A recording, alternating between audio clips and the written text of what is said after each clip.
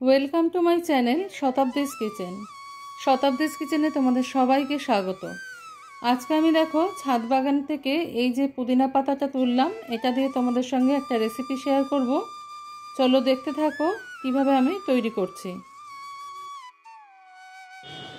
একটা শর্ট ভিডিওতে আমি বলেছিলাম পুদিনার আমি কিছু রেসিপি তোমাদের সঙ্গে শেয়ার করব। আজকে সেই রকম একটা রেসিপি নিয়ে তোমাদের কাছে চলে এসেছি। এখানে দেখো আমি আলু কেটে নিয়েছি। আলুটাকে আলুর তরকারি আমরা যেরকম খাই সেরকম করেই কেটে নিতে হবে। আমার হাতটা অবশ্যই ভালো করে ধোয়া আছে, কারণ এটা একটা হেলদি হ্যাবিট, আর আলুটাও ধোয়া আছে। তো এই আলুটাকে আমরা সিদ্ধ করতে তো সবাই জানি। আলুটাকে আমি ছোট ছোট টুকরো করে নিয়ে একটু নুন আর একটুখানি হলুদ দিয়ে সিদ্ধ করে নেব। প্রথমে আমি এখানে গ্রাইন্ডিং জার নিয়ে নিয়েছি। এবার দেখো আমি এখানে এটা গাছের যে পুদিনা দেখাচ্ছিলাম সেটা কিছুটা পাতা নিয়ে নিয়েছি, ভালো করে ধুয়ে পরিষ্কার করা আছে। এটা গাছে হয়েছে পাতি লেবু, সেটা একটা নিয়ে নিয়েছি। যেহেতু সাইজে একটু ছোট তাই গোটাটাই লাগবে। নিয়ে নিয়েছি একটু আদা গ্রেট করা আর কিছুটা রসুন। একটা গ্রাইন্ডিং জারে দিয়ে এগুলোকে আমি পেস্ট তৈরি করে নেব। যদি কেউ কখনো না খেয়ে থাকো এই ধরনের আলুর তরকারি, একবার অবশ্যই চেষ্টা করবে বাড়িতে। এটা কিন্তু খেতে খুব সুন্দর হয়। আর এটা খেতে হয় চালের রুটি দিয়ে, মশলা দিয়ে চালের রুটি তৈরি করে তাই সেই দিয়ে খেতে হয়। দেখো লেবুটাকে আমি 4 ভাগ করে এর ভেতরের বীজগুলো ফেলে দিয়ে এটাকে একসাথে সামান্য একটু জল দিয়ে ঘুরিয়ে নেব। যেটা দিতে ভুলে গেছিলাম সেটা হচ্ছে কাঁচা লঙ্কা। কাঁচা লঙ্কা কয়েকটা কাঁচা পাকা লঙ্কা আমি নিয়ে নিয়েছি, এটা দিয়ে আমি ব্লেন্ডটা করে নেব। এখানে দেখো আলুটাও আমার কিন্তু সিদ্ধ হয়ে গেছে। খুব বেশি সিদ্ধ করে ফেলবে না, তাহলে কিন্তু গলে যাবে। এবার আমি জলটা ছেঁকে নেব। রান্নাটা আমি সর্ষের তেলে করব, তোমরা চাইলে সাদা তেলেও করতে পারো, কোনো অসুবিধা নেই। তবে আমি সর্ষের তেলেই রান্নাটা করব। খুব সামান্য একটু তেল দিয়ে দেবো আমি কড়াইতে। খুব বেশি তেল এতে লাগে না। তেলের মধ্যে এখন আমি দিয়ে দেবো 2টো শুকনো লঙ্কা, হাত দিয়ে ফাটিয়ে দিলাম আমি। আর দিয়ে দেবো একটুখানি জিরা ফোড়নে।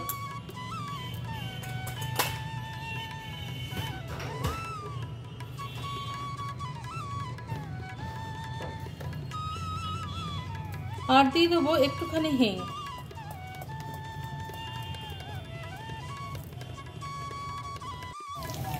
ফোড়নটা যখন ভাজা হয়ে আসবে, যখন সব কিছুর থেকে সুন্দর একটা গন্ধ বের হবে, তখন আমি এর মধ্যে দিয়ে দেবো কুচিয়ে রাখা পেঁয়াজ। একদম ফাইন করে কুচিয়ে নেবে।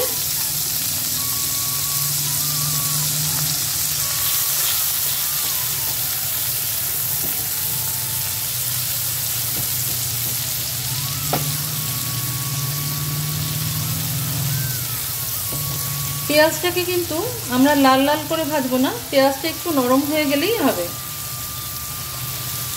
সামান্য একটু নরম করে নেবো আমরা পেঁয়াজটাকে।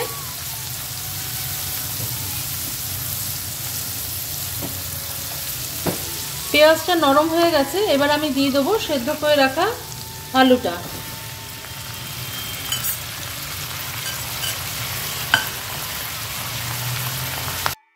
দেখো এই চাটনিটা কিন্তু আমার তৈরি হয়ে গেছে। এইবার আমি একটা পাত্রে একটুখানি দই নিয়ে নিয়েছি, টক দই। এটা কিন্তু শুধুমাত্র চালের রুটি নয়, তোমরা যে কোনো আটার রুটির সাহায্যেও খেতে পারবে, পরোটার সাহায্যেও খেতে পারবে। এটা খেতে খুব সুন্দর হয়, আমি আগেও বলেছি। নমস্কার বন্ধুরা, আমি শতাব্দী। তোমরা সবাই কেমন আছো? আশা করি সবাই ভালো আছো, সবাই সুস্থ আছো। আমার নতুন বন্ধু, আমার পুরনো বন্ধু, সবাইকে অনেক অনেক ধন্যবাদ পাশে থেকে এইভাবে আমাকে সাপোর্ট করার জন্য। তো দইয়ের মধ্যে দেখো আমি মিশিয়ে দিলাম হচ্ছে বিট নুন আর হচ্ছে লাল লঙ্কার গুঁড়ো, আর দেবো সামান্য একটুখানি হলুদ। হলুদের পরিমাণটা খুব বেশি রাখবে না, তাহলে খেতে ভালো লাগবে না। এবার এই সব জিনিস দিয়ে আমি খুব ভালো করে একটু মিশিয়ে নেব। আলুটা দিয়ে আমি ভালো করে মিশিয়ে নেব। এটা 5 থেকে 7 মিনিটের সময় লাগে রান্না করতে, খুব বেশি সময় লাগে না।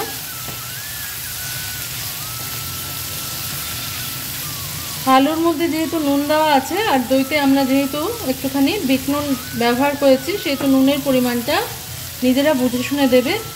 আমি এখানে আর নুনের ব্যবহার করব না। এবার ফেটিয়ে রাখা দইটা আমি দিয়ে দেবো এর মধ্যে।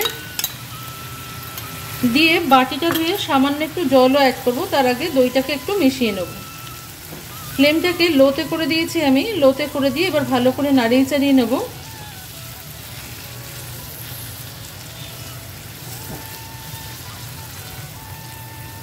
চ্যানেলে যদি কোনো নতুন বন্ধু থেকে থাকো, বন্ধু হতে চাইলে বন্ধু হয়ে পাশে চলে আসতে পারো। সেজন্য তোমাদের ফুল ভিডিওটা দেখতে হবে, সাথে সাথে বেল নোটিফিকেশান সাবস্ক্রাইব বাটনটাও প্রেস করে দিতে হবে, যাতে প্রথম ভিডিও নোটিফিকেশান তোমার কাছে সবার আগে পৌঁছে যায়।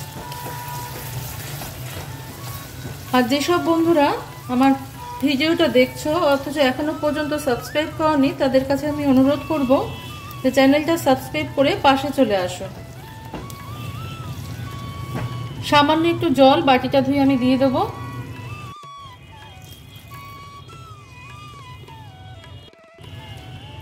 এই ধরনের নতুন নতুন রেসিপি পেতে হলে কিন্তু চ্যানেলটাকে সাবস্ক্রাইব করে রাখতে হবে। আর রেসিপিটা ভালো লাগলে অবশ্যই নিজেরা একবার বাড়িতে ট্রাই করবে, বাড়িতে না করলে কিন্তু বোঝা যায় না। 5 মিনিট সময় আমি একটু ঢাকা দিয়ে রাখবো এটাকে।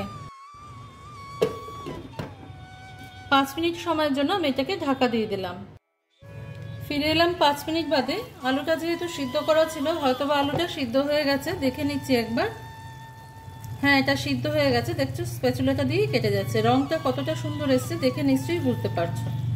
এবার আমি পুদিনা পাতা যে চাটনিটা করে রেখেছিলাম সেটা এর মধ্যে অ্যাড করে দেবো। তরকারিটা কিন্তু এই আলুর তরকারিটা একটু মাখা মাখা হবে। গ্যাসের ফ্লেমটাকে এই মুহূর্তে আমি হাইতে করে দিয়েছি, কারণ যেহেতু আমি একটু শুকনো শুকনো করবো সেই জন্য এটাকে একটু হাইতে করে দিয়েছি। আমার এখানে সামান্য একটু নুন যোগ করার প্রয়োজন ছিল, মনে হলো তাই একটুখানি দিয়ে দিলাম। ভালো লাগলে অবশ্যই বাড়িতে এটা ট্রাই করবে, এটা খেতে কিন্তু অসাধারণ হয়। এবার আমি এর মধ্যে, এটা হয়ে গেছে আমার, আমি এর মধ্যে যোগ করে দেবো কুচিয়ে রাখা ধনেপাতা। আজকে তাহলে এই পর্যন্তই বন্ধুরা, দেখা হচ্ছে পরের দিন অন্য কোনো রেসিপি নিয়ে তোমাদের সঙ্গে। তোমরা সবাই ভালো থেকো, সুস্থ থেকো। ভিডিওটা ভালো লাগলে লাইক শেয়ার কমেন্ট করবার অনুরোধ রইল তোমাদের কাছে।